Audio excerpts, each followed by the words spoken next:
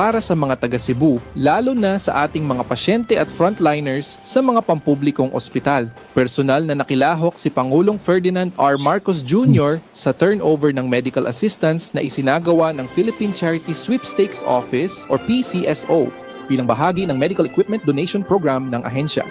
Sa programang ito, nagkaloob ang PCSO ng mga makabagong ultrasound at X-ray machines upang mas palakasin ang diagnostic services ng mga provincial hospitals sa Cebu.